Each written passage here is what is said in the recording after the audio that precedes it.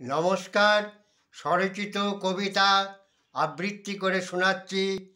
কবিতার নাম একটি আনাড়ি মেয়ের কথা। কুমুদ চক্রবর্তী। অবশ্য আমার বলার কিছুই ছিল না তাকে, কেননা সে ভালো মতো জেনেই দূরে গেছে সরে।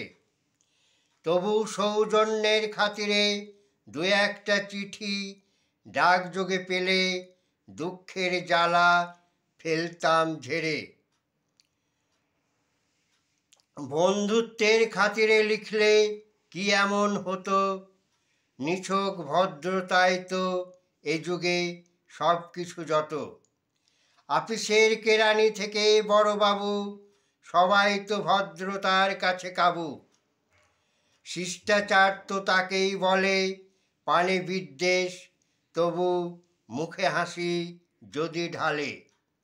ওর দেখছি সে বোধটুকুও নেই, স্বামীর ঘরে আছে দিব্যি সুখেই। কস্মিনকালে দেখা হলেও আগ বাড়িয়ে বলে না কোনো কথা, আপন ডাটে চলে যায়, জাগে না বুকে ব্যথা। এমনি এক আনাড়ি মেয়ের সাথে প্রেম হয়েছিল গভীর গোপনে, ভাবলে ব্যথা জাগে, বলতে লজ্জা হয়। একদিন সেই সব ছিল জীবনে। নমস্কার।